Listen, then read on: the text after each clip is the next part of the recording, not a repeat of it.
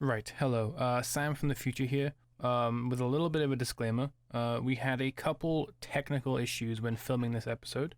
First off, Aaron's feed is a little bit fuzzy throughout. Blame Discord. Nothing we can do about it. And about halfway through recording, I somehow messed up my microphone a little bit, so I sound kind of weird in the last half of the video, but you can still make out what I'm saying, so it should be alright. But apart from that, enjoy. Bye.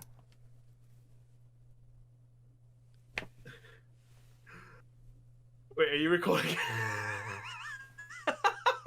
This motherfucker tells me. It's because I expected you to do this. So I knew, but you just went. I was like, what? He tells me do a hand signal. Doesn't tell me which hand signal to do. I told you to do the 3, 2, 1. You didn't. You didn't Yes, tell I me did. that. All right, okay. We'll start from here. Hello, guys, and welcome back to the second episode of the Playback. Today, we are going to be looking at Mass Effect and the franchise. We've got a slightly better intro this time because we actually knew what we're calling it. However, if you're wondering why Sam is laughing, it's because we did try. We were gonna do the intro before this, and as I was doing it, I didn't realize we had started recording. So I was just sitting there, like, just staring into blank. And yeah, but anyway, what we're doing is we're alternating the intros every week. So I'll take one, he takes one.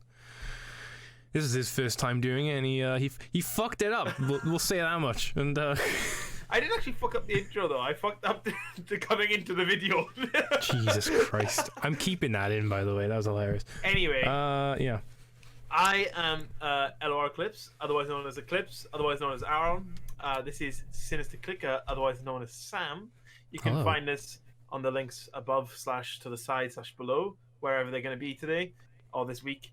And yeah, I'll randomly choose every week. That actually would be a hell of a thing. It's like, where is it now? But anyway, you gotta find it.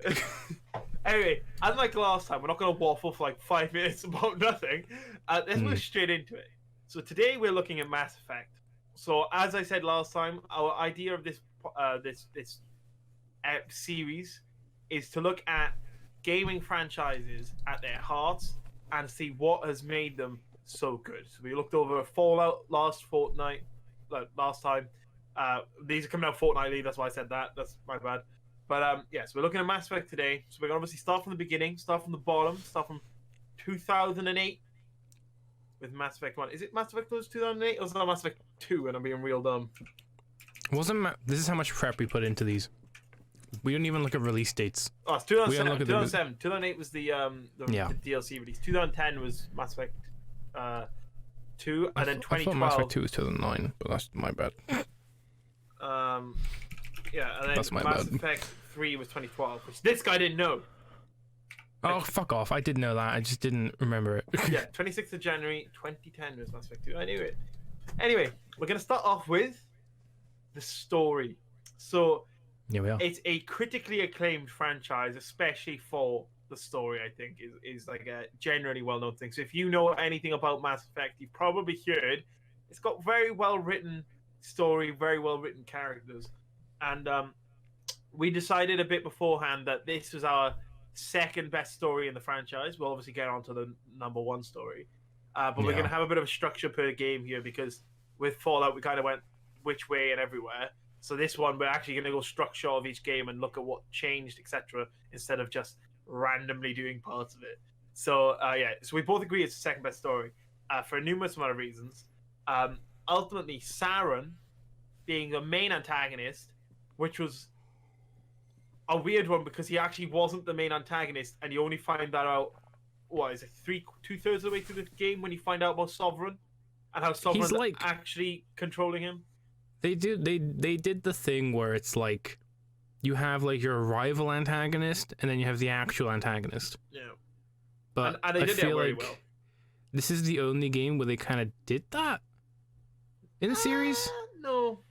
I can't really think of like Mass Effect 2. But there wasn't a Saren figure though. There was we're after this guy. No, but that's like Sovereign in this game. Okay, well then collectors are that person. The collectors as a whole is No, the because they're not a antagonist. person, Aaron. They're an army. Like, No, I know, but like, it's a difficult one because technically your antagonists in that game are the collectors. That oh yeah, no. race as a whole is your But we're not saying antagonist. like Anyway, we're not saying like antagonists. We're saying like the role of an antagonist. okay. Well, that's where Harbinger comes in number two. But we'll get there. We'll get there. So Yes. we've done this last time too. Yeah, we were saying we were talking about it beforehand, and like something Mass Effect One did amazingly is having this rival antagonist and this the ultimate antagonist in Sovereign, is the way that throughout the entire game they foreshadow Sovereign with the Geth, with Sovereign, with the husks. All of these things point towards Sovereign, especially after the fact. When you think about it, you're like, holy shit, how did I not notice that? Do you know what I mean? Mm. But now you go back through it and you can see these subtle foreshadowing. And do you know what? I love foreshadowing in a game. It's a great way to tell a story as long as you do it right. If you make it too blatantly obvious, you may as well just skip to the part where it's happening.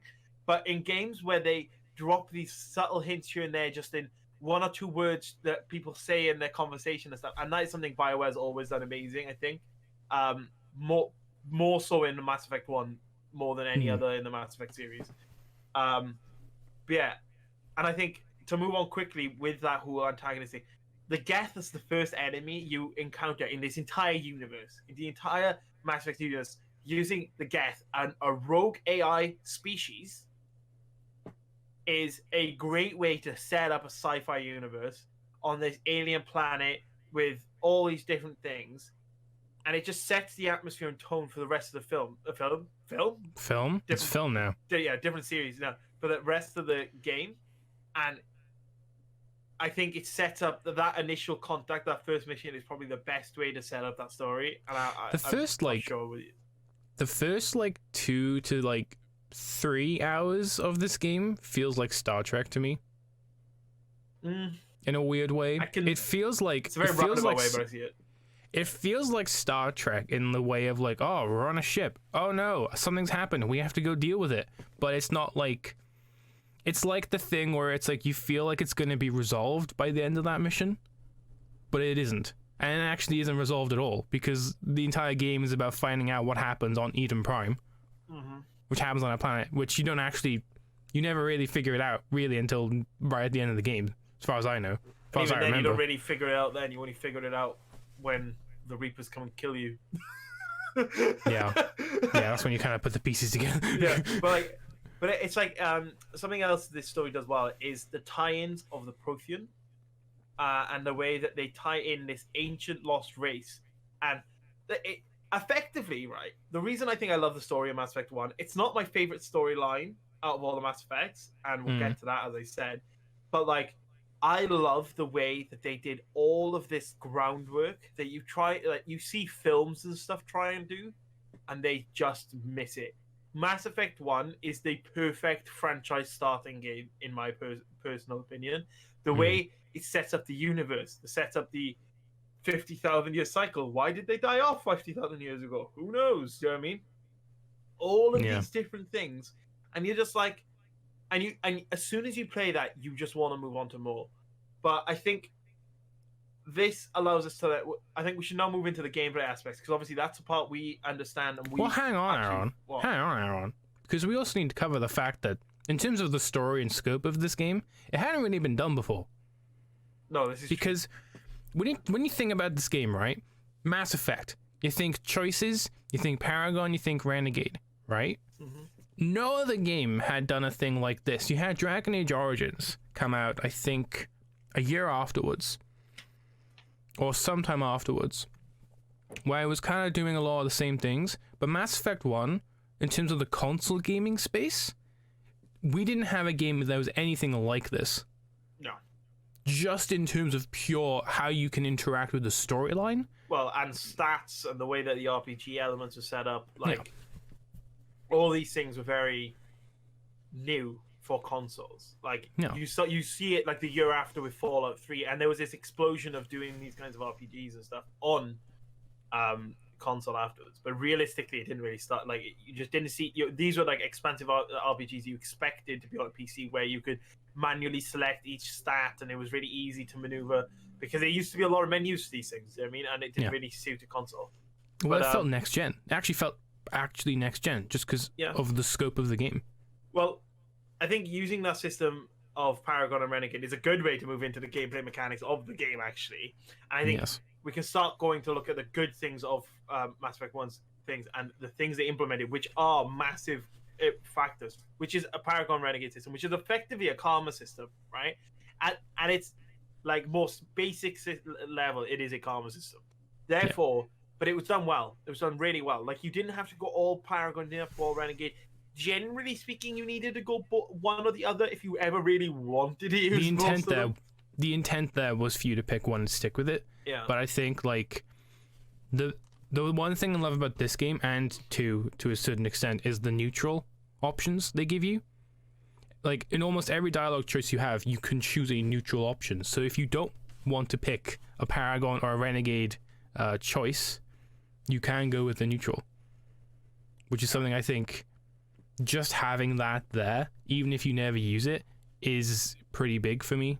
It's just nice having that option, you know. And yeah, I think that really can move us into the option side of things, with like the classes, and the fact that the classes weren't really balanced. It wasn't really much of an option. You kind of just went with a good one.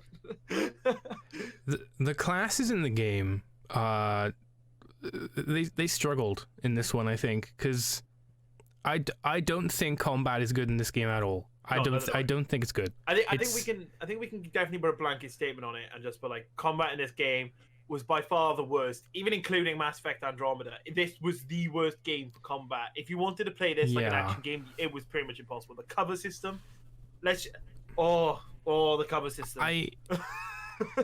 A lot of it can be attributed to the fact that BioWare hadn't really made a game like this before at that point. They hadn't really done shooting, had they? It wasn't like their thing. They had no idea what they were doing.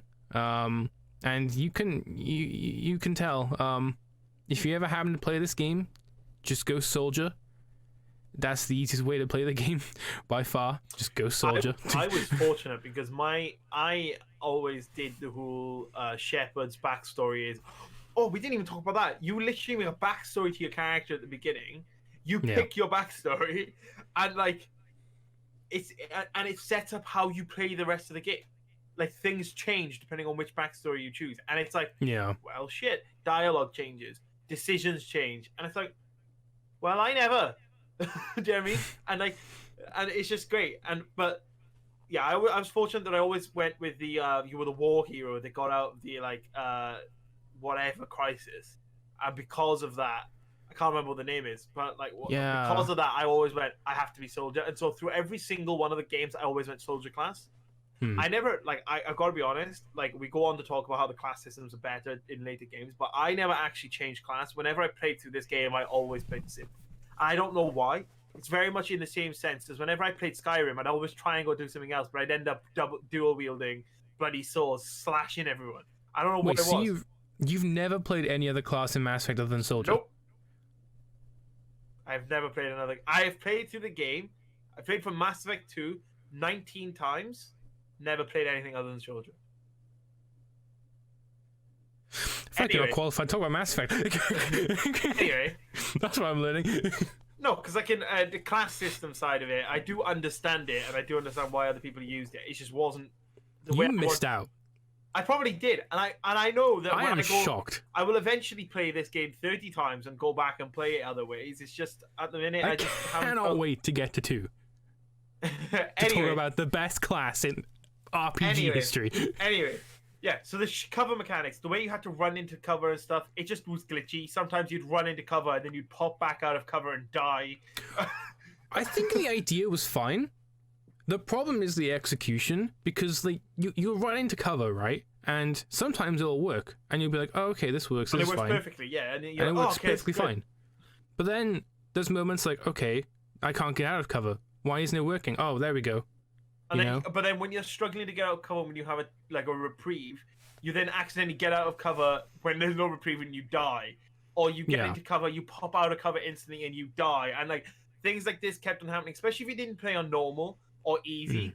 If you played on any sort of higher difficulty, the cover mechanics literally killed you all the time. And like that plus the bad shooting, like when you did come back out of cover, you couldn't really kill them quick enough because the aim was always, you basically had to always have a burst fire gun if you wanted to use an assault rifle, because as soon as you started shooting like more than 2 bullets, it started going like a million miles to the right, a million miles to the left. And like but these are meant to be like ultra like amazing guns which are like effectively lasers, yet they were going flying like completely diagonal out of your weapon. It was like, what? I think like the worst problem for me in this game, in terms of the combat, apart from everything else, is just how guns feel. Guns feel so spongy. I was gonna say elastic. Like they don't feel. It's a problem they fixed in the later games, but in Mass Effect 1, they just feel so weak and just it feels horrible. And, I think a big part of that was they added all the shields and the armor systems, and obviously if you used incendiary or electronic rounds, it affected those. They never made it very obvious that that was a thing, and I think a lot of Mass Effect 1, you were just plowing bullets into these armors or shields, and it would take forever to remove them and or kill them. Yeah. It wasn't good. It was serviceable. I've only been able to play Mass Effect 1 through once because I just don't like playing it. I've played Mass Effect 5 times, the original. I can't get through it more than once. It's gonna take me a lot to go back to it and like deal with that combat again, just because like it's so bad. I don't like it. Aaron. Yeah, but let's move on. So there was this whole weapons training shit. I'm gonna just brisk over this one a bit because ultimately it was never used again. So it was a come and go kind of thing in this game. It was used again. They just did a better job with it later on.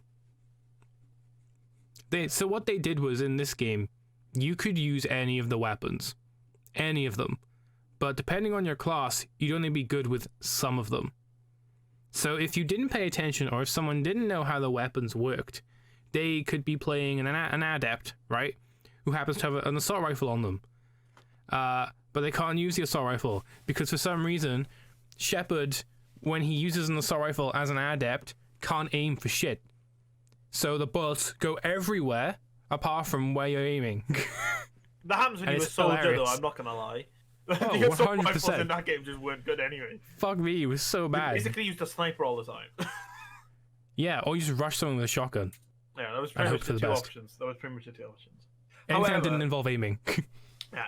After that, one of the most notable things that happened in these games that wasn't to return to the series until Mass Effect Andromeda was the use of the Mako to drive around planets. So you'd go to a planet, you'd explore it, and you'd drive around. Now, the idea was amazing. I loved the thought of you going in this sci-fi game, you've got to go and find these things on these worlds. So you go to explore, you drop down, your rover, and you drove around to try and find shit.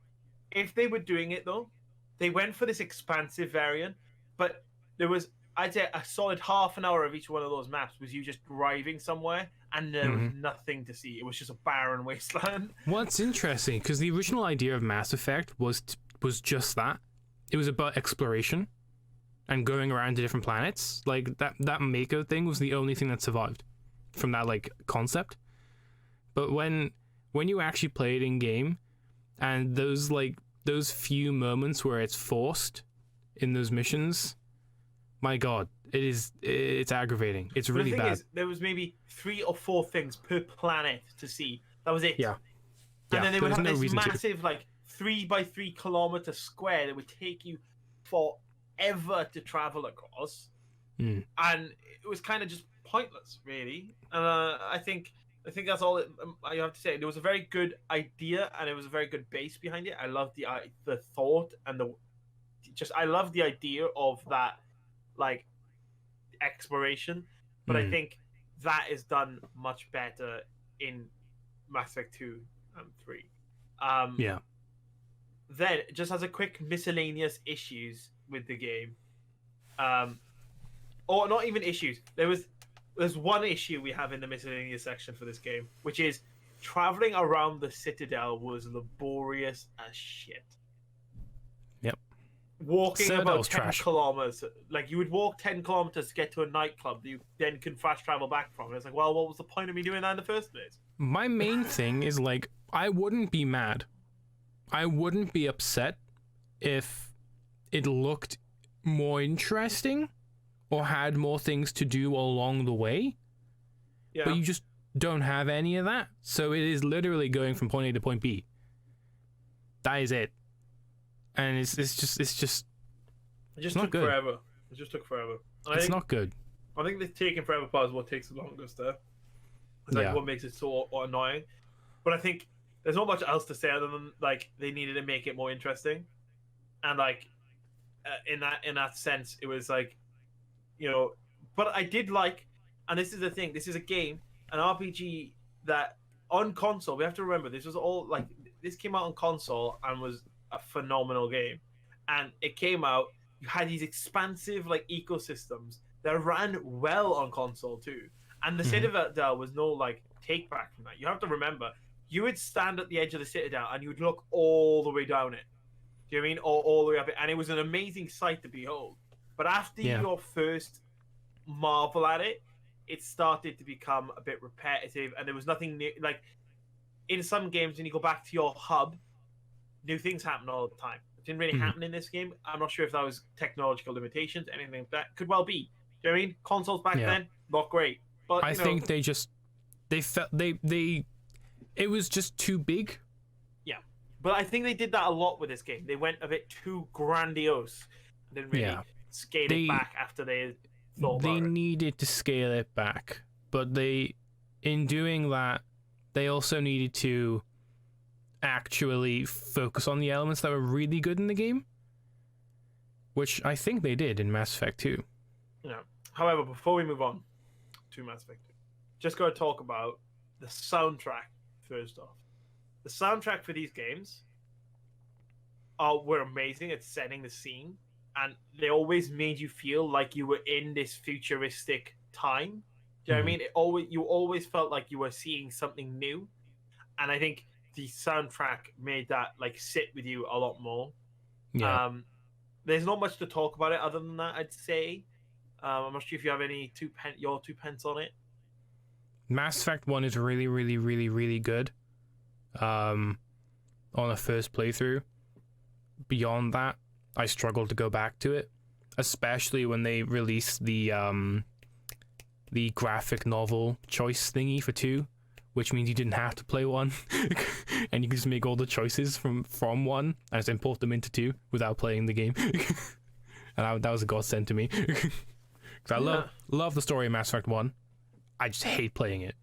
And as a final note on Mass Effect 1, which arcs really to the entire franchise as a whole, they probably revolutionized, I would say, the way that codex/journal systems work in games and how they deliver lore. And my God, in our notes for this, I quite literally have written best codex/journal system in any game ever, because I think it is.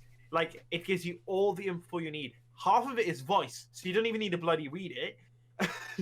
And like anything you want to know about that universe, they tell you it. And like, I don't know how better you can. And I don't like, even in like things like Fallout, you had to go and read terminals and things. Whereas when you learn things, they went to your codex or your journal. When you learned something, your codex was already known stuff, and they always linked together, and it was so good. I think BioWare, at this point in time, BioWare was just so good at lore. They were so good at, both in this and Dragon Age. Like, they found ways to tell you everything about the world and still keep you guessing. Oh yeah, 100%. It was amazing. It was amazing how they managed to do that. And the best part is second to none in most games. You don't even need to look at the codex to get to know what's happening. You don't need to. It's completely optional. Yeah, the codex. Yeah, the codex. That's exactly the thing. That's what makes it so good. Is that they still tell you all you need to know to be immersed in this world. Yeah. And then you have that there if you want it, and I love that. However, It's so good. Let's move on to another game with just as good a codex system, Mass Effect 2. Now, I think we can start off with saying this is the story that both Sam and I consider to be the best in the series. I feel like everyone far. thinks that as well, though. Oh yeah, 100%. I feel like that is not a hot take in any way. It's not meant to be a hot take. I don't think I don't think the first one saying it's second best is a hot take either. Ultimately, no. But like, this is by far the best in this franchise, and you can't and as I was saying about Harbinger, for example, with the collectors, you have these antagonists. Actually, you know what? There's stuff from Bond. Shepard fucking dies. Yeah, well, that's where you fucking start. Jesus Christ. I think... So when I first played this game, I didn't play Mass Effect 1 because I was a PS3 boy. And Mass Effect 1 was an Xbox exclusive. And I didn't have a PC to play Mass Effect 1 on. So I started with 2, right? And here's 10-year-old me, right? Playing through Mass Effect 2. And oh my god, Shepard fucking dies in the beginning. My 10-year-old brain was like, what the fuck? That is not... What?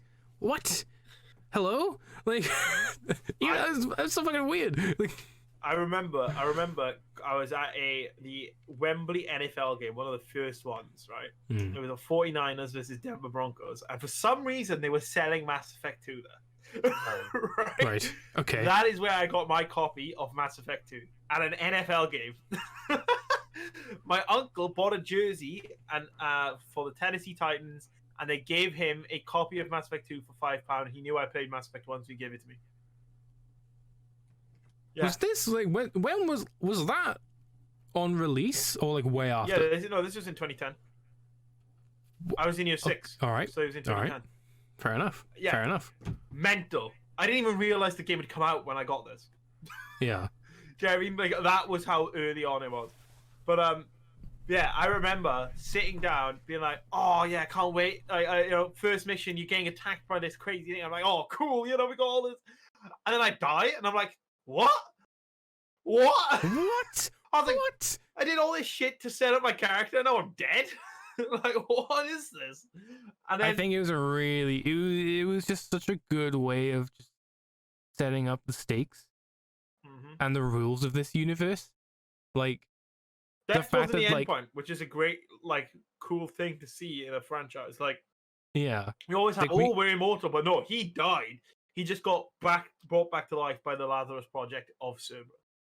And even the questions that they raise in the third game, because of that, which we're not touching on yet, but just the way that they bring it up in the future, they never forget to bring up the fact that Shepard fucking died. Like. Oh yeah, but he wasn't just dead. He was a burnt crisp. Yes. He fell to a planet from space, and in talking of this, rebirth, effectively, you get given a remade, improved version of your Normandy, which is effectively what you are. And what I love about this is that they bring back your crew and parts of your crew as remade, reforged, rebirth, better people, etc., than they were originally. Joker is a better pilot. Normandy has a cool ass upgrade. It's got Edie as a bloody AI to help you do things. Do you know what I mean? And all this, that, left, right, and center. It's great. It's amazing. And it's just the way that all of the stuff you learn about in the first game as well funnels into this one. And obviously, this. In terms of the actual story as a whole, obviously, spoilers alert. I'm not sure why you would watch this if you didn't want spoilers. I'm not gonna lie, but spoiler alert: the collectors are Protheans. That is what they are. They are, not artificially evolved versions of the Protheans to be the collectors, to do the Reaper's bidding. And the reason why was because the Protheans were the most advanced race that the Reapers had ever had to fight, and nearly got beaten by them if it weren't for what we see in Mass Effect 3. Yeah. But the adding of the Protheans, the introduction of them as a living race, a remaining race in the galaxy, even though after the entire first game led us to believe that for 50,000 years, these guys had been dead, and all we had to remember them were these remnants. It was probably one of the biggest plot twists for me in gaming for a long old time, if ever. Yeah. Because going from, oh yeah, we're following in the footsteps of these dead aliens. Holy shit, these dead aliens are kidnapping us? Do you know what I mean? Like, My it's a big woo. I feel like it was really cool, but also it's one of those things that's like it my 10-year-old brain bringing it back, 10-year-old me was like, the fuck are the Protheans? Yeah, because you didn't. Why the fuck does this matter? Like, what the fuck is going on? And then 10 years later, I'm just like, holy shit. That is one of the coolest things that the series has done, is taken this ancient race that has given us all the technology that we've used. So we think. That have gone functionally extinct. They're gone. But now they're fucking here as like mutated like things. Like what? Yeah, they're kidnapping humans? Question mark? What? And the best part about it is they still possess that over-the-top technology that we have yet to achieve. And that is what I think is amazing about it, is that they have all this ability. And, like, I think alongside this, then, and how this all works, you have to then look at how this game, as a story, has perhaps the best... And like, I know this sounds like we're just describing the games at the minute, right, guys? But ultimately, the description of the games is what makes them so stand out from each other and what's changed.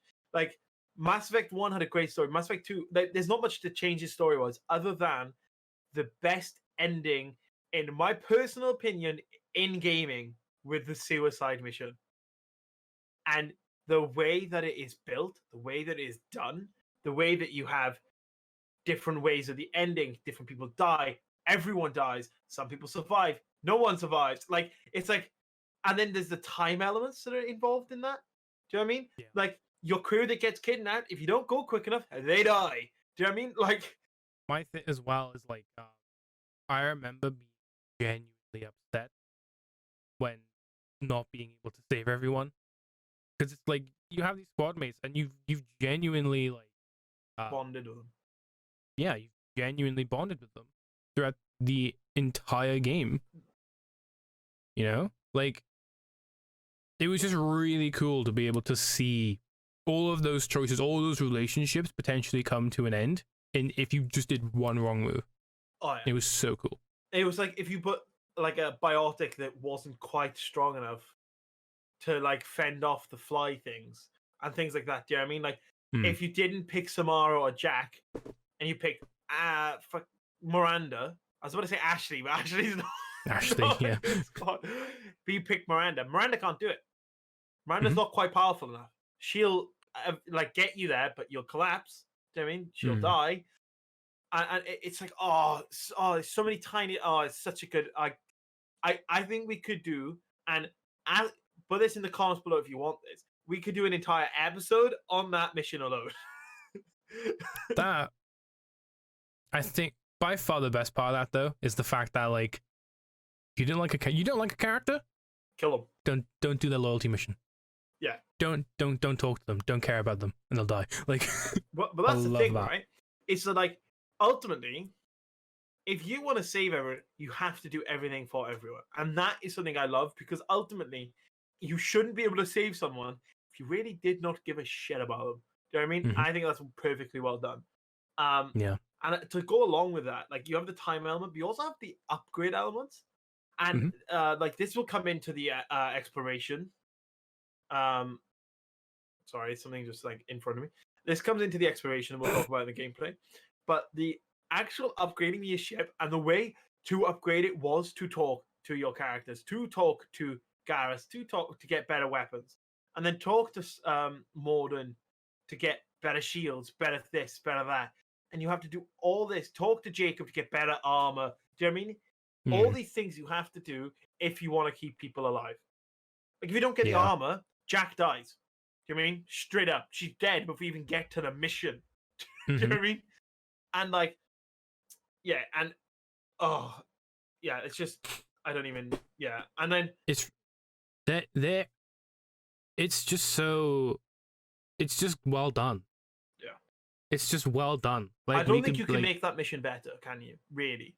No, because I think like the fundamental idea behind it's so good, but the thing is like they could have easily not been able to pull it off. Oh, 100%. That was probably misstep, the riskiest end missions ever. But it because worked. like the entire game isn't about the Reapers, it's about the Collectors. So this, in a way, this game is a very self-contained story. So the way they did it could have been really fucking bad if they took one misstep in the end. But the thing is, though, you say that, and this comes back to the whole, you know, Sovereign really was the antagonist. It's the same concept with this one. Harbinger is the actual antagonist of this game. But you never actually see Harbinger until the DLC. Like, but this is that's what I love about it. But the thing is, this is also the first game where you, as Shepard, directly fight the Reaper. Like in the first one, as a whole, the collective fights and destroys Sovereign.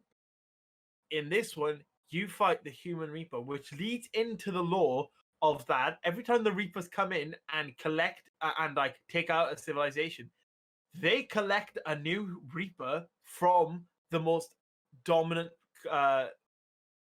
population at the time. While I personally believe that the humans shouldn't have been that one, that is definitely a because it's us kind of because it's coming from a human's perspective. I think that's why they've done that. I think it makes the story much more intuitive. There's no reason for Cerberus to bring us back, etc., if it's not humans.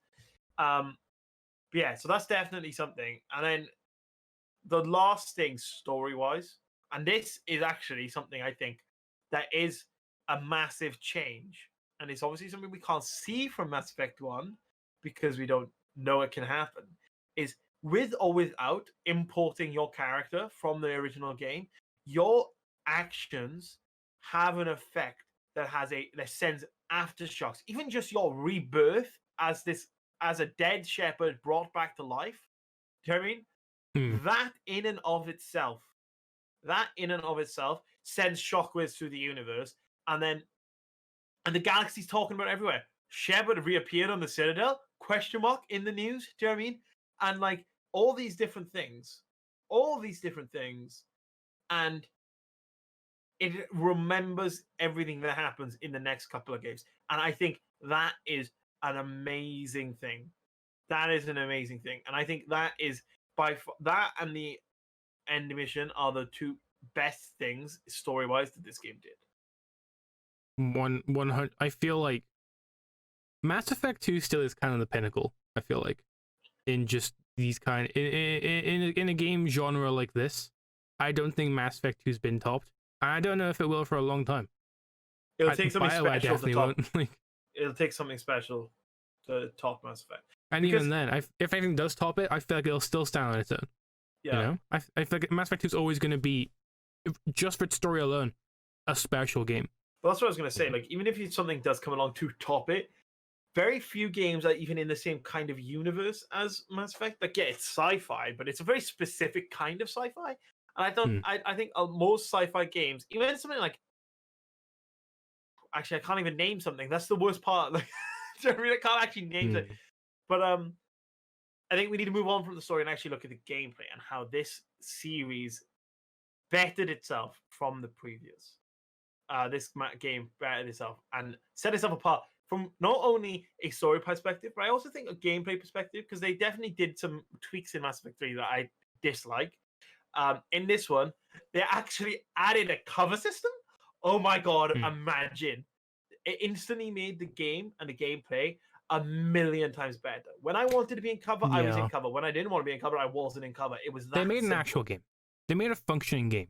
It wasn't just a story. It wasn't just a cinematic. You know? It wasn't a, oh god, we're playing the game again after a cutscene kind of deal. It was, fuck yeah, we're playing a game. it just generally felt better, right? So like Everything felt better. like it's Everything. literally a note that I put written down is it feels better, and it's like, well, like as a like a core on it, it is like they learned how to use guns as well. They learned how to shoot. Oh yeah, yeah. Like guns have such good feedback now. Each gun behaves so differently. Each class gets different weapons that they can kind of slot into their play style. That combined with ammo types like the incendiary, the warp ammo, like everything. And they explained it this time, guys. Yeah. They tell you, oh yeah, by the way, if you use this concussion shot, you can knock that bloke out. Like, Mhm. oh really? Is that what it's for? I And never you could, knew. in the last game, you could alter what your companions have for their weapons, but because of the weapon system in Mass Effect 1, it didn't work that well because No. the guns were trash. In But Mass in Effect this 2, game, though, it worked perfectly. it worked perfectly. It worked amazingly well because then you can actually kind of outfit your squad mates to behave in different ways Well, it and wasn't act just that. with different Look, roles. like you could quite literally set up. You're meant to be a commander. That's it. That's the ultimate thing. You were a squad leader. You're supposed to be telling people how to go about a battle. So when you were fighting the drones, for example, the massive like mechs. Can't remember what they call. They're like the massive mech drones that have the armor, health, and they have shields. You Hmm. set it up. You give you give electric rounds to one. You give incendiary rounds to the other. So when one's shooting, they get it down the shield down, then the other one's getting rid of the armor, and then you just come in and fucking shoot some concussion shots or whatever, and you kill the guy. And like setting things up like that was perfect. I just had a good thought, which you're not going to connect much with, but I connect a lot with. This game, for in terms of recent games, this game feels a lot like Final Fantasy VII Remake in terms of like the exact way that you work with your squad mates. You tell them to you tell Miranda to do a pull, right? And then you're gonna tell Garrus to do concussive shot. Like you're telling them to do shit, right? To work as a cohesive unit. And the Mass Effect 2 was the very first game where I ever felt like my squad mates and me are working as one. Mm-hmm. Even in Mass Effect 1, it didn't feel like that. It's like an organism, isn't it? You're like It's great. You're like its own single organism. I think actually talking about that, we need to talk about the weapon wheel in that game. In Mass Effect 1 as well, the weapon wheel was great, but in Mass Effect 2, the weapon wheel felt even more useful because you could actually use the abilities. Well, it was like a tactical thing too, because you could pause time. When you slow look down around. time. Slow down time. That's a key part of that. It never No, I'm pretty sure it was pause time. Did not ever pause time. It slowed down time. It was very minuscule, but time still moved. If you were getting shot at and you did it, you still got shot. Huh. Interesting. In any case, though, this is a real tiny thing, but it's like, as you guys will know, as you watch more of these, hopefully, something massive and like a thing for me is like how weapons and things are realistic. And this is the first game I think I've ever played where it has a massive weapon wheel with a sniper, a rifle, a pistol, all of this, and you can physically see how he has it on his body instead of just pulling it out of thin air. And do you know what? It's such a tiny detail, but I love it. The only thing I hated about that was when you played Soldier and you just had a bunch of massive weapons. It was like you have this block of like this backpack full of weapons. And it just looks weird. Like it looks cool as shit when you pull out a nuclear bomb from the back of your truck. Literally, yeah. But yeah. Yeah, I think there's another thing to like touch back to the story side of things. The side quests in this game had so much weight, and I know it's such a weird jump to go from that, but I don't think there's much more to talk about combat wise in this game. I don't want to talk about combat something, but I do want to talk about armor. Right, okay. I know you don't give a single shit about customization. I know you don't. I care to an extent, just not You enough. went for default Shepard in all of your games. You haven't. Shut up. Armor customization in Mass Effect 1 did exist, and it was alright. It was okay for the most part. There was some pretty cool variants there, but in Mass Effect 2, they give you full control over what your armor looked like, from its exact color to getting armor pieces to getting different helmets, getting armor sets, the DLC armors you got. It was all really cool. Particular favorites was the death mask. You remember the death mask in that game? The That thing is, I mask's actually did sick. quite. My thing was right, and this is a weird thing about me. Character customization for me in games, the actual changing of what my character looks like this, his phenotype, I don't give a shit about. Customizing my armor, now that's my shit. I will customize that shit forever. Don't ask me why. I will. That goes against everything I know about you. I've never seen you do that once in any game we play. What games have we played that has it though? Breakpoint, I didn't do it because I knew I was never going to be Ghost Recon, by the way. Yeah, Ghost Recon Breakpoint. I knew I was never gonna invest time into that, so I didn't want to bother sitting there doing it. What other games have we played? Destiny. All I'm doing is making my armor look cool. No, Destiny, you don't give a shit because you only do the stat shit. I know because we've played, and your armor always looks trash. No, I make sure my armor looks the right colors all the time. No, okay. I'm hands up, right? I go for stats before looks. But if I like a piece of armor and it looks cool, I will infuse that shit until I have no infusing things left. Everything I know about him is a lie. We just discovered that at this point.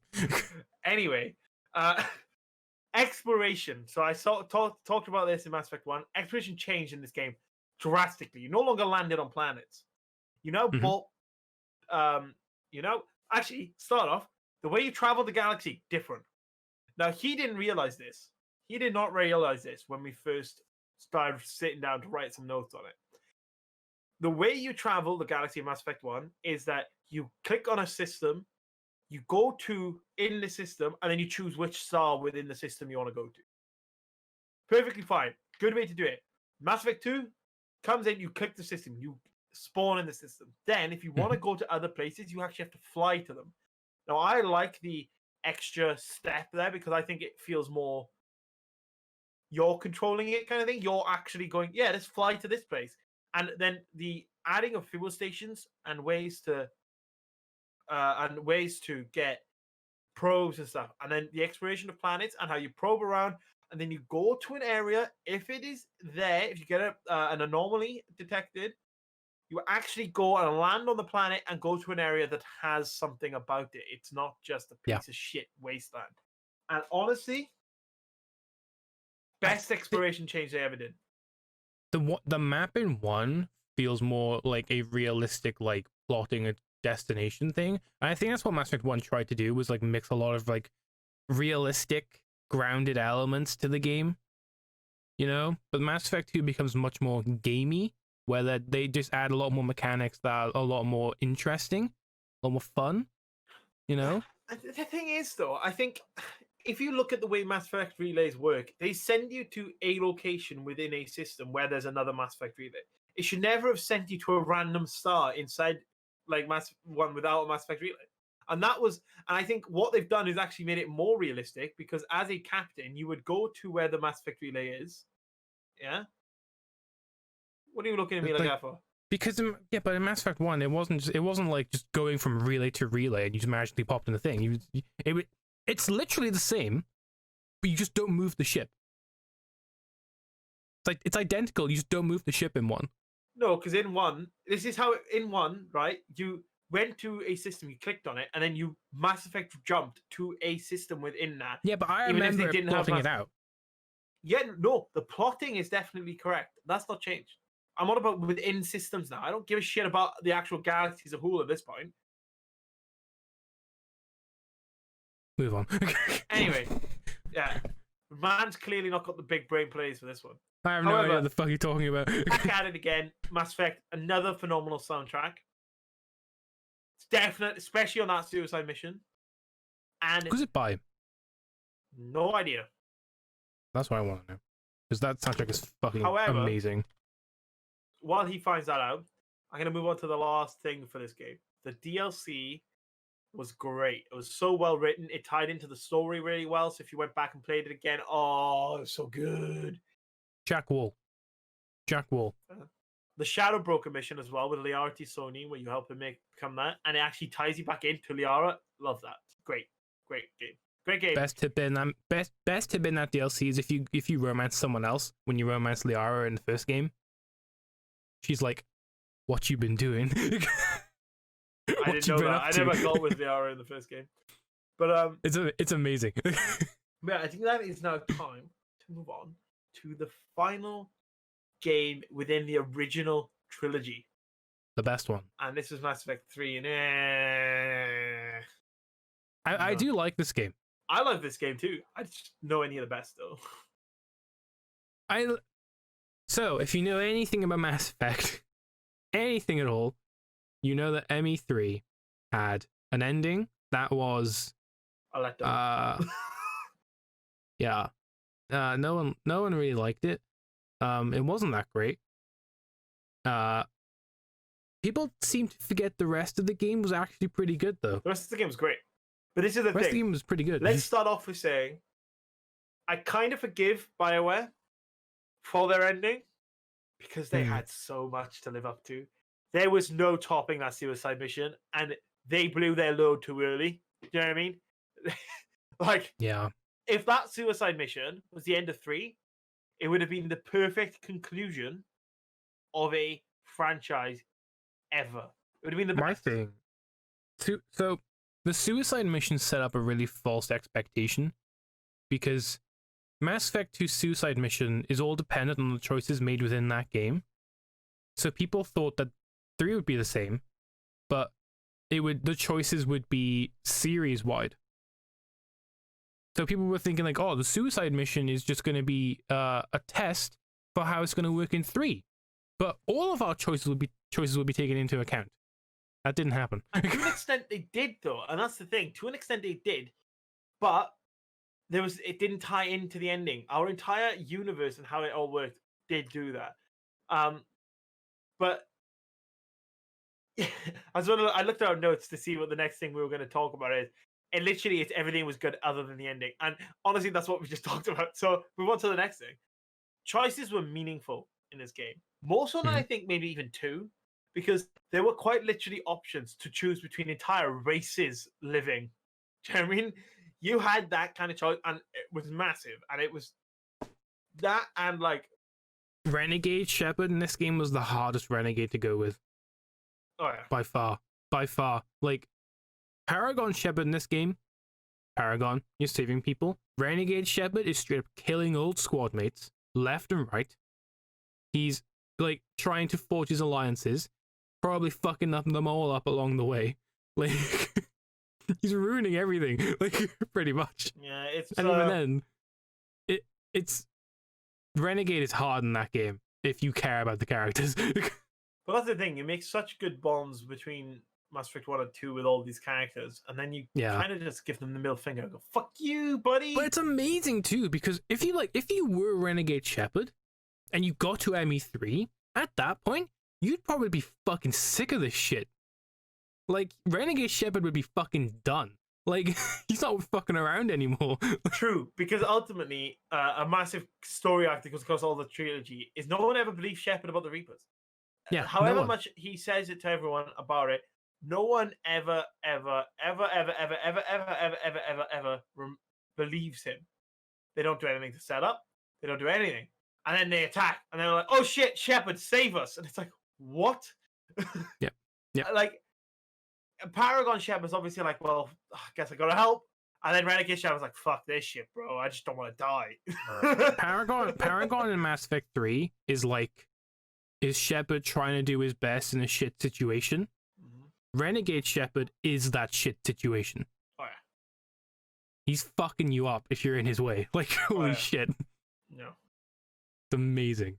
Yeah, and I'd say, like, in addition to the story, then, at the end, the only, like, and this was the biggest change, I think, in the entire franchise, is the addition of multiplayer tying into how your story ended. Now, I don't think I've ever seen this in gaming ever, where your multiplayer gaming to improve readiness of sectors actually had an effect on how the game ended. And that, to me, is... I've never seen a game do it again, and I love it. I would love for that.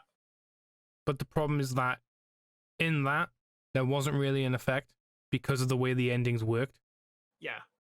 But this is my point. The issue. It's still a mechanic that was amazing. It doesn't mean it had to fit in. The ending was not good. 100%. 100%. Do we need to talk about the ending? I feel like we kind of have to touch on it. feel like we have to, right? I couldn't tell the difference between the endings. Yes, you're colorblind. If you watched episode 1, they would have known this without having to. So, that was gonna be an inside joke. Hey man, we gotta pay attention to the newcomers too. All right, I'm sorry, new guys. Hi.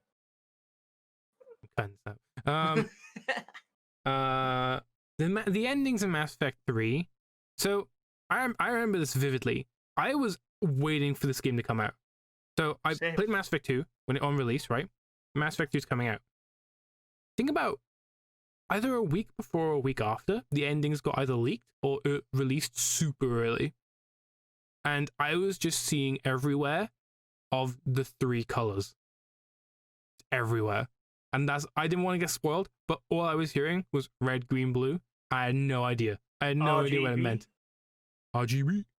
And then beat the game, got to the end, and I was like, oh, that's what they mean. 3 colors, all the same ending. All the same. Yeah. Yeah. The ending itself is abrupt, weird.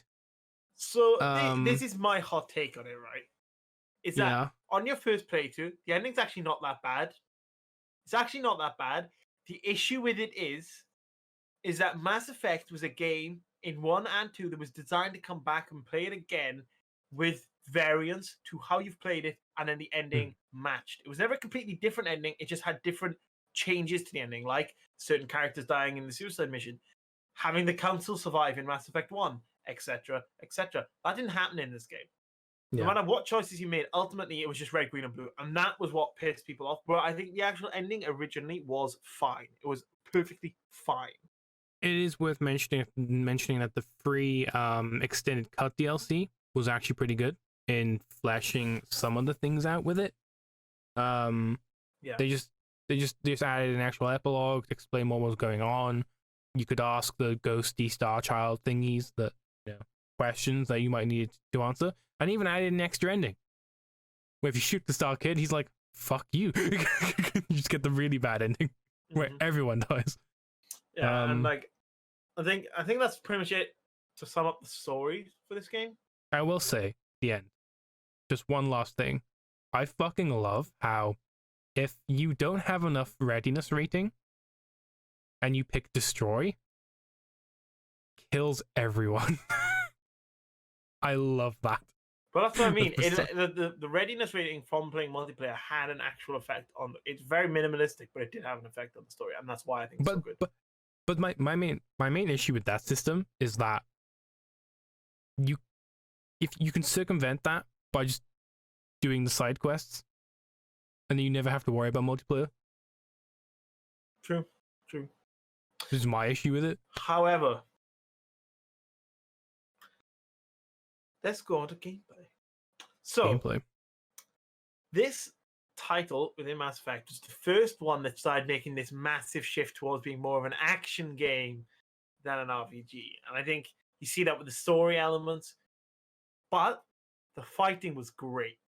When you've and in a world that was literally all about fighting, I think it was kind of a semi-correct decision to go so action focused. I think it kind of took away a bit from the Mass Effect feeling, Mass Effect game as how they are. And like it's just the combat was so fast paced, it was responsive when you were doing things that actually happened, and it was so refreshing from playing Mass Effect from number 1 and having that shooting to this. It was amazing. But yeah, I wanna touch on something we didn't talk about in 2, which was the classes. You don't obviously you haven't got any experience because you only did Soldier. Although Soldier did get quite a big revamp in 2 because it had some cool abilities. Mass Effect 2 introduced one of the best classes in RPG history, the Vanguard. Now, do you know what the Vanguard does at all? Nope. The Vanguard has an ability called Biotic Charge, which basically means that you target an enemy and you essentially just ram them. You like teleport to them and just fucking biotic ram them. and you got a shotgun. If you had a shotgun, it would be amazing. You do a bunch of damage, right? Basically, it's biotic fucking commando. It was amazing. It was great in 2. 3, they added an extra ability called Nova, which was a shockwave, which replaced your grenades in that game. So you did like a blast shockwave that you could combo with biotic charge, and then by the end game, you get an ability where biotic charge refills your barrier. Because Nova consumes barrier, what you could do was combo Nova, biotic charge, and do another Nova straight away. And it became the most OP thing in Mass Effect 3. Because it would just do so much damage. Yeah. It was amazing. Yeah, definitely. So Honestly, good. it was that game. Mass Effect 3 was such a good game in its own ways, but I think because it's turned towards action, it really let itself down its story. And I think that's what people wanted from Mass Effect. I think people were happy to have a bit more of a shit experience in terms of combat and have a good story experience. I think Mass Effect 2's combat really straddles the line of like slow-paced tactical with action, right?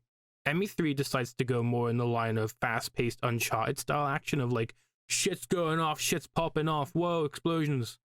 You know? I think that kind of fits with what's happening in the background though, right? It 100% does. And like the things like they added like combat roll, heavy like the Omni Blade, which I never used because I was never a soldier.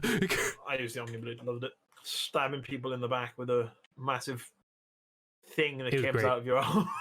It was great. It was great. It didn't really make much sense. On an energy sword, pretty much, but yeah. It was cool. It was really cool. Mass Effect 3 is just a cool game. It's just a cool game. It's really hard to elaborate on it more on that in terms of like what it did gameplay wise. I think like yeah, you're right. There's not much more to add to it. In terms of gameplay. Purely in terms of gunplay, I love how they changed the weapon system. So now any class can use any weapon with any kind of proficiency. You don't have to be a specific class to use a specific weapon. You can go all out. The way the weapons worked is the more weapons you have and how heavy they are affect your ability recharge. So if you were an adept who used biotic abilities all the time, you wouldn't necessarily want to bring an assault rifle because that would slow down your recharge. And you wouldn't be able to use powers pretty much at all, you know, to any effective ability. But they also added weapon modding, which was in 2 to an extent and 1. Well, it was in 2 and 1, but it was more you just bought upgrades more so than modding. Yeah. One had actual upgrades, but they didn't have any cosmetic of thing, and it was just purely stat increase. But 3 had it so that you could actually swap out different weapon mods. Like faster reloads, you know, extended barrels, scopes and shit. Like, it was really cool.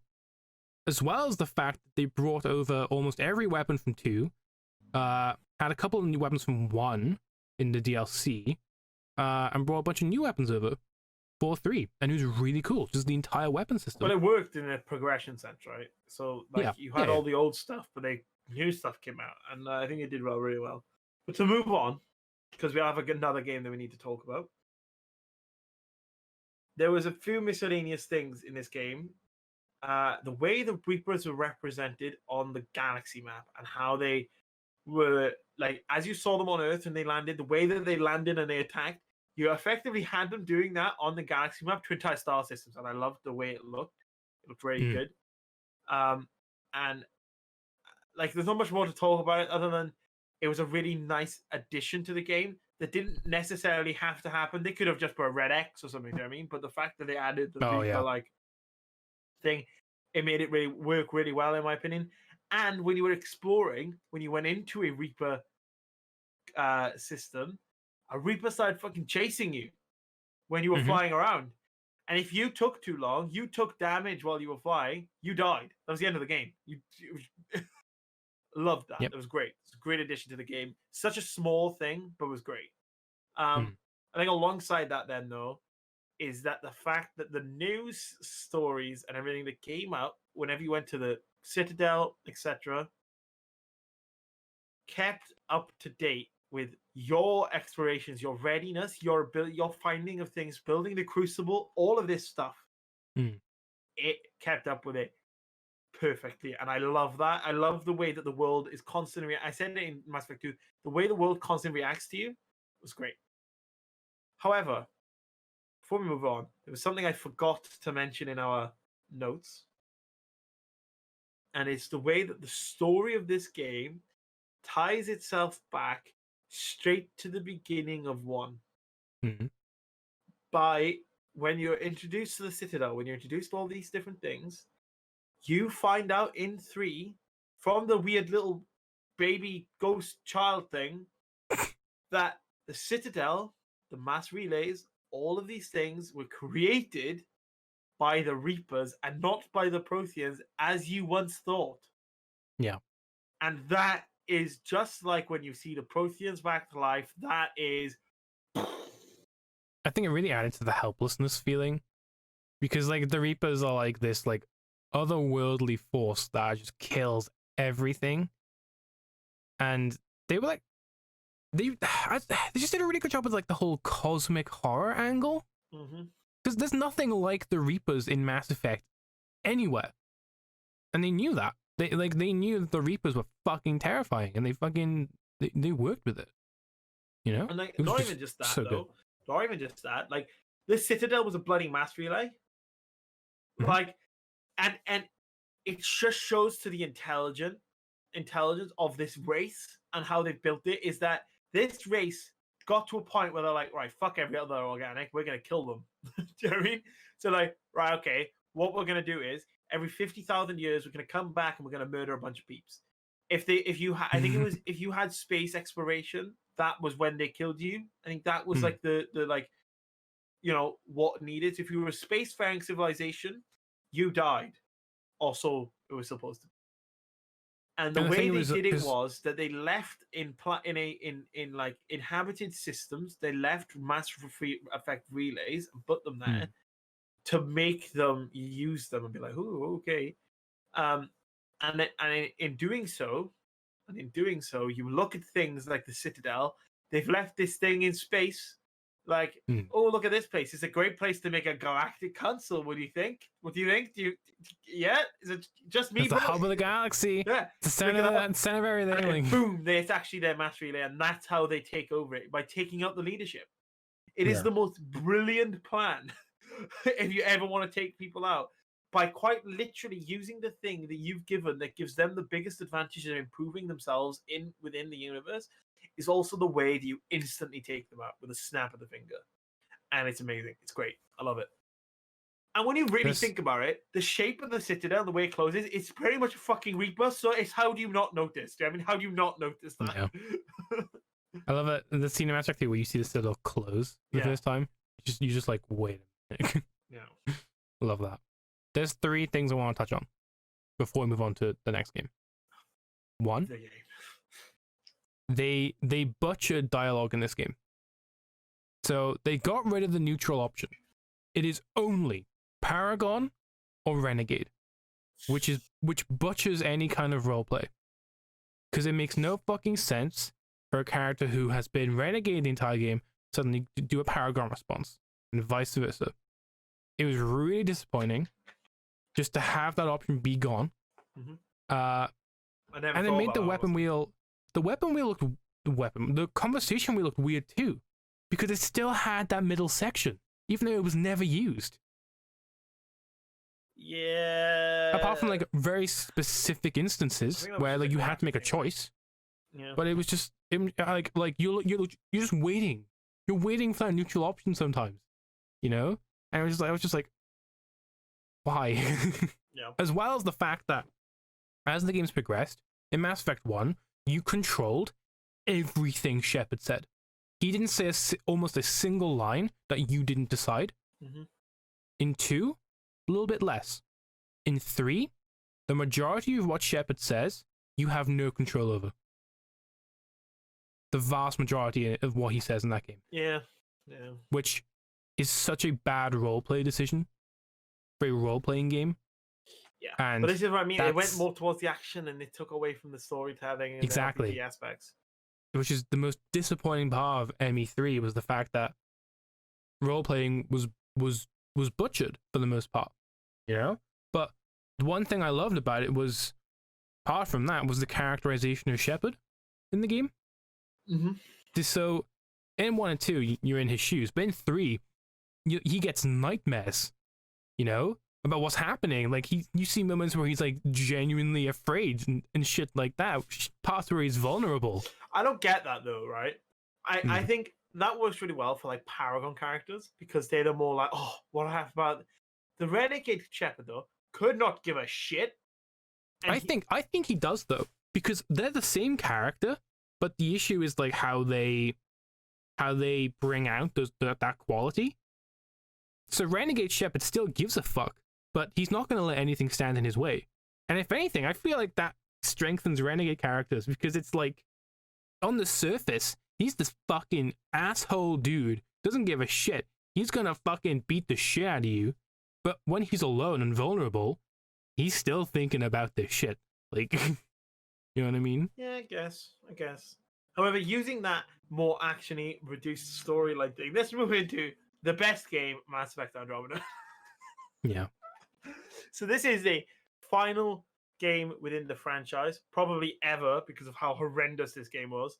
Actually, I shouldn't say it like that. It wasn't quite that bad, but how horrendously it was received. Yeah, how horrendously it was received. This game, and I'm gonna say this straight right now, I feel bad for BioWare and how this game happened, and fuck EA. Well, that is the sentiment right there. Because I was so hyped for this game, like beyond hyped. Like hyped upon a billion hyped. See a new galaxy within this, blah blah blah. You know, see all this new shit. I was like, oh yeah, let's go. I'm ready. I'm ready for all this new lore, everything. To then have it get remade pretty much 3 times. Effectively, the finished product that we got given was made in 6 months. EA forced BioWare to use a computer-generated animating system, which then made eyelashes fucking flick up to your brain and stuff. It was animations were all over the place in that game. And it's funny, right? Mass Effect 1, 2, and 3 were all celebrated for this, the face. Because it was before that, faces in games, they looked weird. And you didn't want to look at them even after that at all. Mass Effect 3, so not Mass Effect 3, Mass Effect 1's face animations and facial expressions, compare that to Fallout 3. So I was saying this to Sam the other day. I've started playing Tale of Two Wastelands again. I've started playing Tale of Two Wastelands. And literally I said, when I talked to Lucas Sims in Megaton for the first time, his nose, these parts of his nose, like flare out a little bit. That is the only facial expression other than his mouth. And to be fair, I'll give it to Bethesda. The mouth is perfectly in sync. You actually could probably lip read this book, but his beard doesn't move with his mouth. His nose flare, his nose doesn't actually move with his nose flare. Just his little parts pop out. It is so bad. It's shocking. It's shocking. But that was the norm. Do you know what I mean? That was normal facial expressions back then. Yeah, they didn't have the technology, really. They didn't know what they were doing to make it better. Mass Effect comes along and it looks fucking amazing. Yeah. And you know, you compare it to what Andromeda first looked like to Mass Effect 1, and it was mind-blowing how a game from 2007 looked better than a game from 2017? 16? 16? 17. We don't do our research. 17. We don't look up release dates. That's our only issue. We need to. They keep coming up. We need to. Yeah. So they start off with this game. Storyline, after obviously already started off with all that stuff, but storyline, well managed. I think the timeline was very well kept in how it was all done, with the arcs getting launched, and it wasn't actually a council decision or anything to do it. It was literally just a billionaire that was like, "Fuck this shit, let's get out of here." Do you know what I mean? Was it Cerberus? No, it was something Luan Zhong or something. The guy's name is random billionaire that does it. The story had a lot to offer, but it didn't go into enough detail, in my opinion. Like, yeah, it left a lot of cliffhangers that were definitely supposed to be answered in DLCs that never came. Quarians. Yeah, Quarian Arc was Quarian supposed fleet. to turn up. You hear from the Quarian fleet and everything. Never happens though. Do you know what I mean? And then things like this all that happen all the time in that game. And like the way that the ending, again, spoiler alert, the ending, you find out the Archon is actually just the leader of the Ket in that area of the Andromeda Galaxy. He's actually just a subsidiary to this other bloke. And you see the Archon's first in command after you kill him, fuck off, fade into the black and go and talk to someone. And like it really led itself on to start this whole thing. You have like the Remnants and you have the Angarans. They are told you to be an artificial race that was made by a race that came before them that were very Reaper-esque, shall we say, and things like that. And it's a bit like, and you see like the Remnant technology, and all of it is. I love the puzzle games and stuff they add to it, and the way that Ryder and all that works in the game, but. Oh my Christ! The story, it just left a lot to be desired. There was a lot missing from it. So with Mass Effect, I kind of mentally checked out after 3. I was done. Like I was happy with it. I was done with it. I was finished. Andromeda comes out. I'm like, I don't really want it. And then I was like, you know, maybe I should get it. So I looked at gameplay, looked at cutscenes, and see what the story's like. My God, the writing and just the party banter in this game is so bad. It is. I hate it. Everything just sounds so awkward. All the dialogue just sounds so bad. It's so bad. I don't like it. I don't like it, Aaron.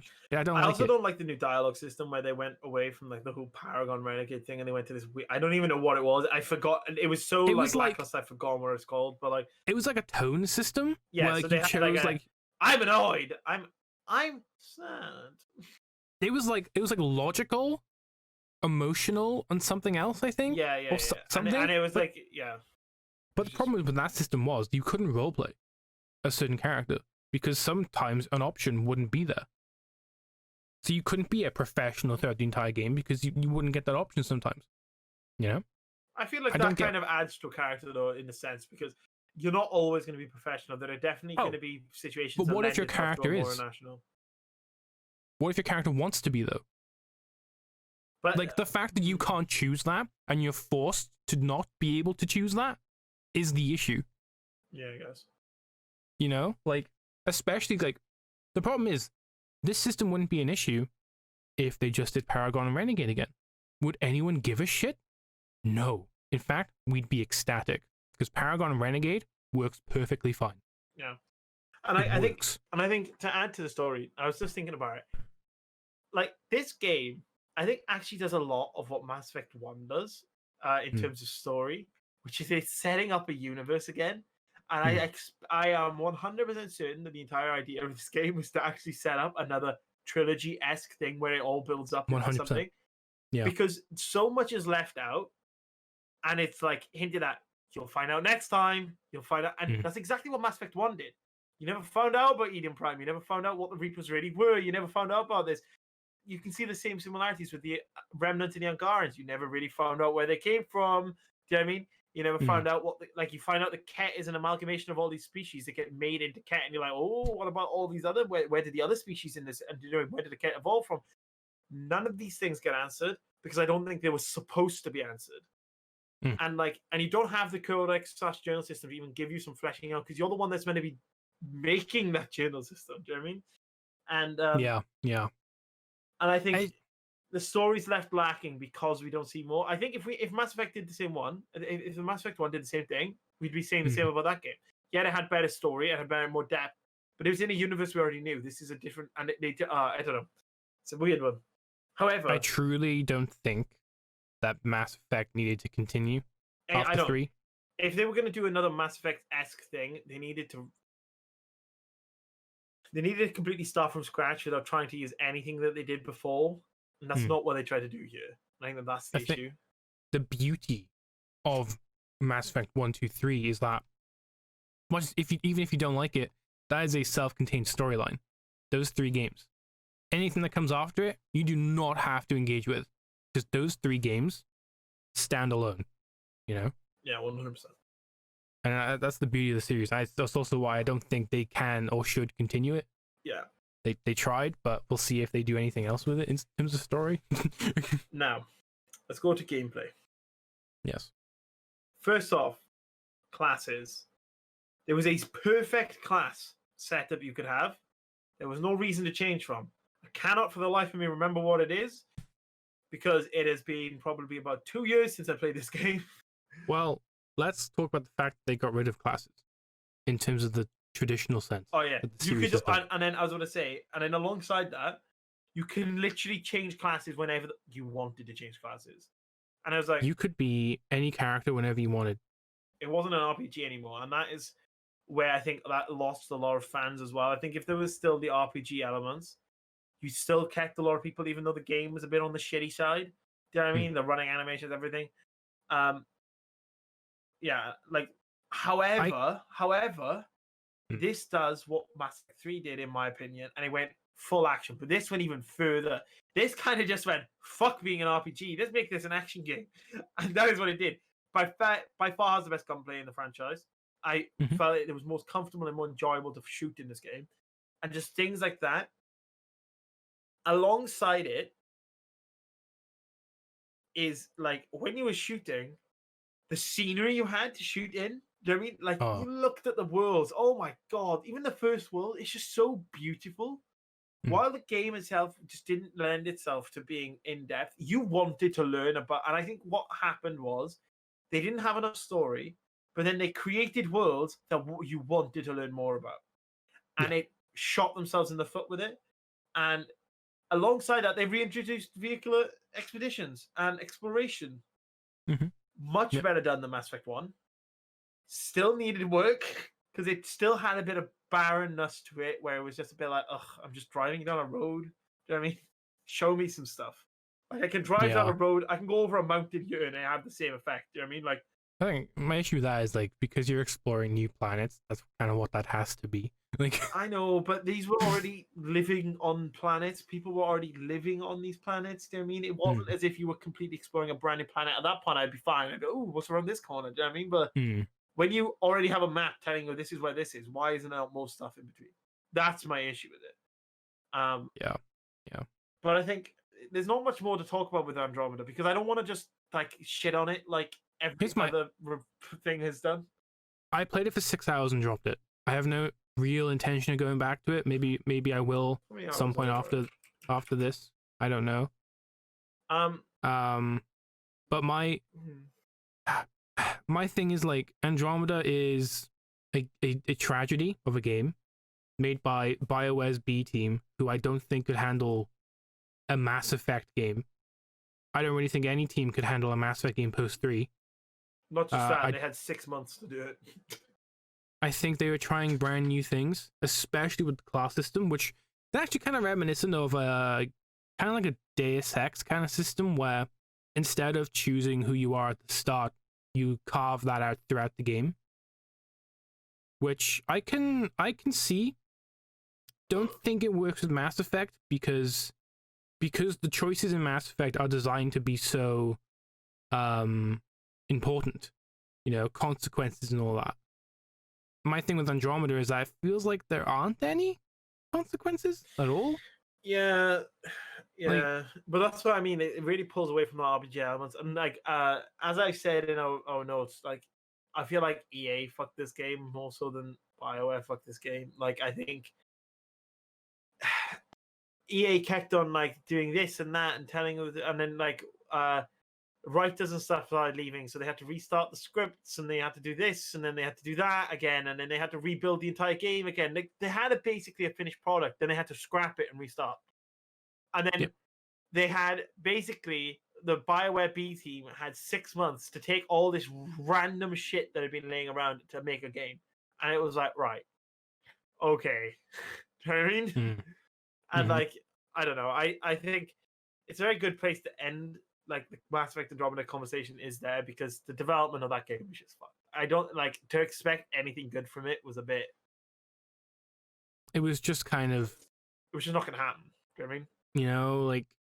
And it was never going to live up to the original trilogy either. So it was always going to get bad press. It couldn't have. It couldn't have. I don't think it ever could have. No game can. I don't think any game in the Mass Effect series moving forward will ever be able to surpass that original trilogy. It just won't be able to. You know? Mm-hmm. Could I be proven wrong? Yes. Maybe. You definitely But can get proven wrong. Because I think just, if the right minds get set to it, it'll definitely be possible. But I just don't ever see it happening. Because I would can't rather imagine see. EA ever chucking money at a Mass Effect title ever again. I don't need to see more Mass Effect. No, I just don't. I want to see something new. I don't think I Mass hope Effect that needs to Anthem continue. was going to be that. Like, if honestly, I was hoping that Anthem was going to be that new thing from BioWare, that there was this new expansive sci-fi I think thing. everyone did. Yeah. And I think that is also what didn't help Anthem, was how hyped up it got by everyone, because that's what they wanted, and it fucking flopped. And I think there's a habit of things like that happening. Like, Watch Dogs had it. Everyone expected it to be the new GTA. It wasn't. Do you know what I mean? Like, other games had it. Like Fallout 76 was supposed to be Fallout, but online, it really wasn't that. Do you know what I mean? And like, games that suffer from that overhyping in the original like thing, I think are the ones that, even though they can still be good games, like Watch Dogs, great game. Do you know what I mean? Great game. And perhaps we'll do an episode like this on that and number 2. But the hype got that game bad. Do you know what I mean? And so I don't know. It's an interesting one. Anthem, I think, lived down to actually didn't live up to the hype. It was a bad game. Like, that's a different story entirely. But however, unless you have any last final thoughts, I think that is where we'll probably end this episode for today. Mass Effect is a great franchise. That's had quite a few ups and downs, but if you haven't played through them, don't really know what you're doing, you probably should go play through them at some point.